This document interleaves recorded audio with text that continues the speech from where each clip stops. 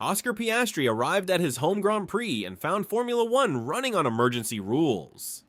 On March 4th, the FIA wiped out the curfew and every team was suddenly allowed to work through the night at Albert Park, building brand new cars like a deadline was about to hit. That does not happen in this sport, not unless something has gone seriously wrong behind the scenes. While fans were expecting a clean opening to a new era, the paddock was trying to stop the weekend from collapsing before it even began, and the reason was still unfolding in real time. Toto Wolff said, "With the ongoing situation in the Middle East, it seems trivial to talk about sport. That was the mood, because travel routes through Dubai, Abu Dhabi, and Doha shut down fast, and hundreds of personnel were left stranded. One Mercedes reserve driver, Fred Vesti, was due to land Thursday evening with first practice on Friday." That is a brutal window. What no broadcast covered is this. The cars were already sitting in containers on the main straight, but the people who had to build them were arriving late, tired, and under a rule set that had just been rewritten. And then the FIA changed another part of the weekend that fans usually take for granted, the start. Straight mode was being kept off the grid after Oscar Piastri warned that 22 cars launching with less downforce was a recipe for disaster.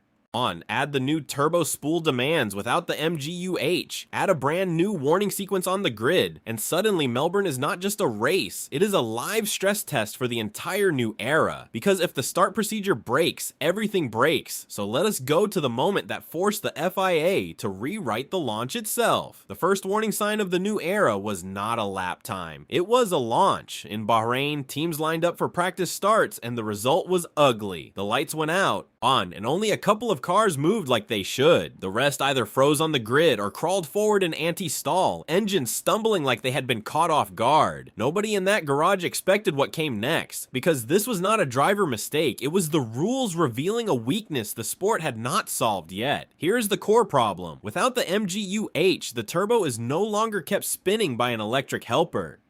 Drivers now need about 10 seconds of revving to spool the turbo to roughly 100,000 revolutions per minute using exhaust alone, but the old routine gave them only 5 seconds from settling on the grid to lights out. That mismatch is why the launches looked broken. Alpine's Franco Colapinto hit anti-stall in one attempt and the video spread fast because it looked like chaos that could happen on race day, so the FIA moved quickly, not with a small tweak, but with a new sequence built around time. Grid panels now flash blue for 5 seconds before the usual red lights, giving drivers room to build revs and stabilize the turbo before the real start. They trialed variations through the second Bahrain test to find a rhythm that did not create new confusion, and that is where this story gets complicated, because now the start is tied to wider changes in how these cars shed drag and deploy power once they leave the line, which brings us straight into the active aero trap at Albert Park. Albert Park was supposed to be the clean showcase for the new era, and instead it became the place where the new systems could blow up in your face. The FIA confirmed 5 straight mode zones around the circuit, and that instantly changed how drivers would attack every run to turn 1. Straight mode is not a reward for the chasing car anymore, it is something everyone can use, which means the whole pack can arrive faster, closer, and with less grip when it matters most. Here's what that really means on track. Those 5 zones sit between turns 14 and 1 on the pitch straight, between turns 2 and 3, between turns 5 and 6, between turns 8 and 9, and between turns 10 and 11. Then overtake mode adds another layer, 1 activation point on the main straight for a driver within 1 second of the car ahead, holding 350 kilowatts up to 340 kilometers per hour. The data tells a completely different story, because this is not just about passing, it is about compressing the field into tighter, riskier moments. That is why the grid ban mattered so much. If teams were nervous about using straight mode at the start, imagine what the first racing laps look like when everyone can flatten the wings in the same places. And this is the part that changes everything. The system only works if the sport arrives on time, fully staffed, fully set up, and fully rested. Melbourne was none of those things, so before we even talk about race pace, you have to understand how half the paddock almost did not make it to Australia at all. Ferrari and Racing Bulls were not fighting setup choices at the start of Melbourne, they were fighting geography. The Middle East routes that most teams rely on shut down fast. And suddenly the normal path from Europe to Australia vanished. People were stuck in hotels, stuck in airports, stuck in the wrong country with a race week ticking down. By the time the paddock realized how bad it was, the calendar did not care. Practice was still coming, freight was already on the ground, and the human part of the sport was missing. The rescue plan looked nothing like a normal F1 week.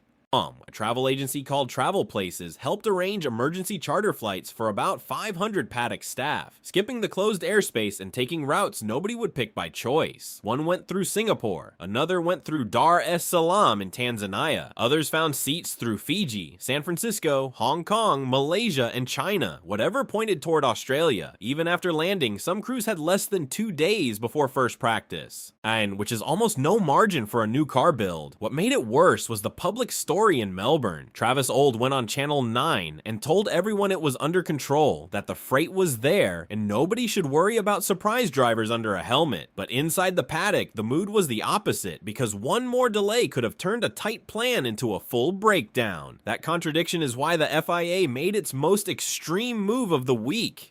And why the next part of this story is not about travel at all. It is about the rule they scrapped to keep the weekend alive. On Wednesday afternoon, the FIA stopped pretending this was a normal race week. Race director Rui Marquez sent an official note to all 11 teams saying the restricted periods would not apply in Melbourne because of force majeure and the ongoing travel and freight disruption. That is the curfew. It's the rule that normally forces teams out of the circuit so mechanics can rest and the richest operations cannot just keep working forever.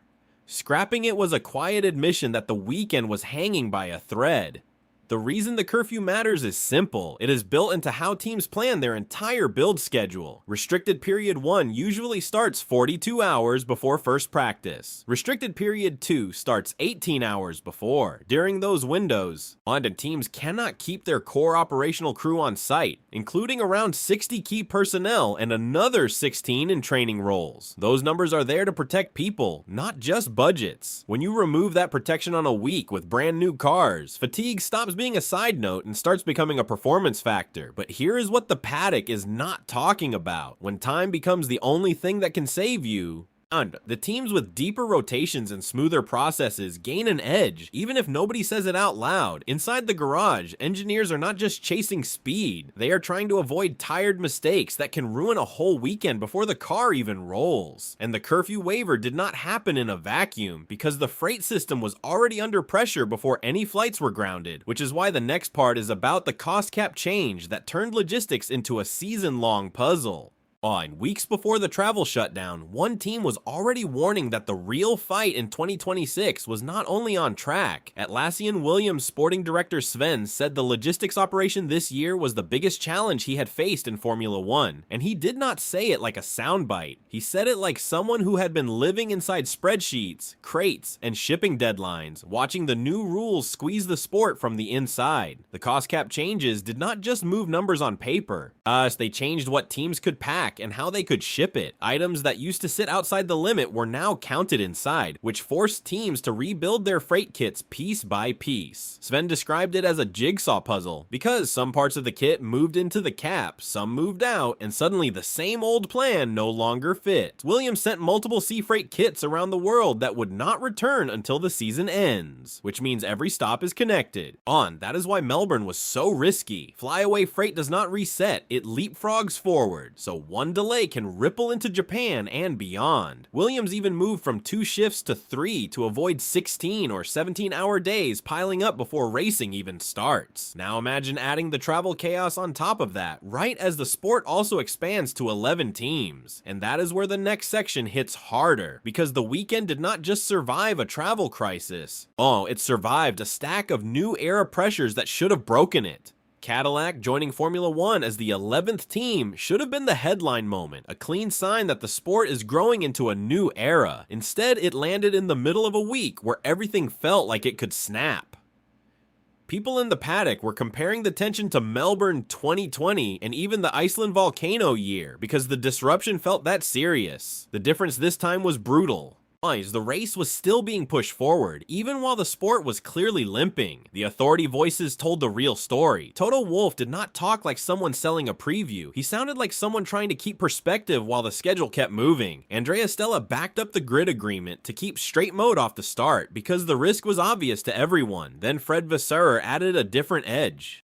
Hinting Ferrari had shaped its power unit choices early to handle the turbo lag problem, which meant any start rule change would not be neutral. It would shift an advantage that had been built on purpose. And then came the quiet worry nobody wanted to headline. Aston Martin arrived with a Honda package that had barely run clean laps in testing, and there were whispers they had even debated skipping the weekend. With teams exhausted, cars new, procedures new, and the calendar still demanding the show goes on, Melbourne stopped feeling like a single event and started feeling like a warning for the whole season, because once the FIA bends one rule to save a weekend, you have to ask what happens the next time the sport gets hit, which is exactly where this story is going next. Melbourne did not just reveal a messy week, it revealed how thin the sport's margin has become. The curfew waiver was the loudest signal, because it showed the FIA was willing to drop a long-standing safeguard just to keep the opener on schedule. That decision protected the event, but it also changed the balance of the weekend, because time on the tools is not equal across teams when crews are tired and the cars are still unfamiliar. If this is what it took to reach first practice, the rest of the calendar has a problem. The bigger consequence is what it sets up for the title fight. In a new regulation year, points are not the only prize early on, information is. The teams that adapt fastest to the new start routine, the new power delivery, and the new wing behavior will learn quicker and cash in before the field catches up. McLaren fans saw Oscar Piastri become the voice of safety and common sense. Ferrari fans saw how early engineering choices can create an edge. Mercedes fans saw how resilience becomes a weapon when the weak turns into survival. And the lasting question is not about one city or one crisis. It is about whether Formula One has built a calendar and a rule set that needs miracles to function. There are still 23 races left to travel to, and the freight train keeps moving whether the world cooperates or not. Melbourne showed the sport can improvise, but it also showed the cost of improvisation. The next time the chain breaks, will Formula One still be lucky enough to make the grid on time?